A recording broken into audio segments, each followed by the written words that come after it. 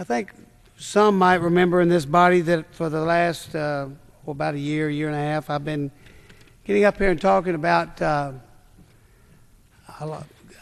rule of law and how the basic foundation of American society is based upon a set of rules, a set of laws.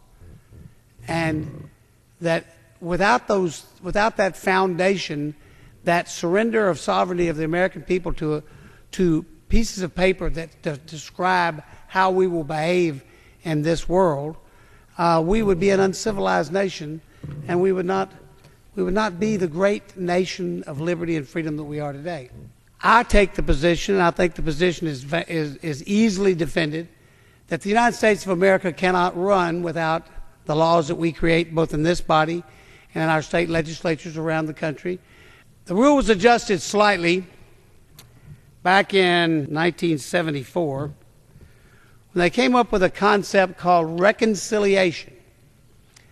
And what they were finding was that in the budgetary process, when you have to reconcile revenues with expenditures to make, as we know, balance your checkbook, balance the budget, whatever you do at your home.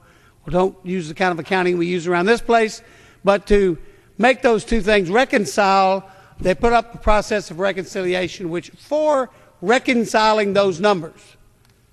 And reconciliation has been used for budgetary and number balancing ever since.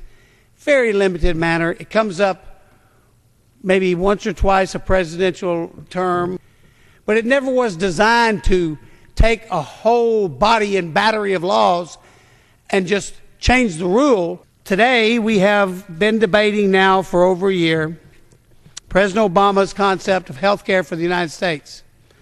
Now, I hesitate to say President Obama's bill because, at least to my knowledge, President Obama has never himself, nor the White House, written a bill and presented it to this body for deliberation.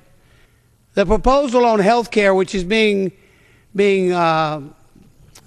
strong-armed in this House right now, is to get this done by Easter, and they're going to do it by strong-arming the elements in this House on the Democratic side of the aisle, because the Republicans are not going to vote for this bill, to ask them to give up their conscience, both our liberal members and our conservative members, to give up what they stand for and pass a Senate bill even if they don't agree with it.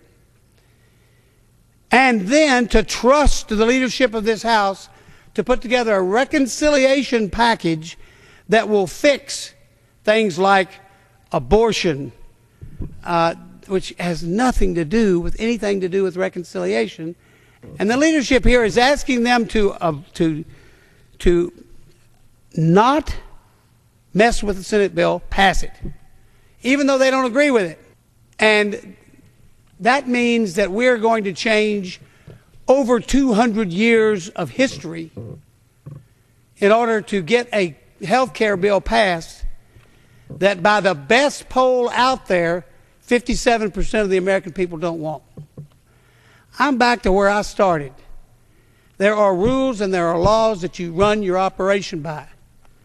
And when you start violating them, especially laws and rules that go to the basic tenet of the Constitution of this United States, that the Senate is the deliberative body, then you are basically changing not only a sixth of our economy, but you're changing the way the government of the United States has operated for over 200 years.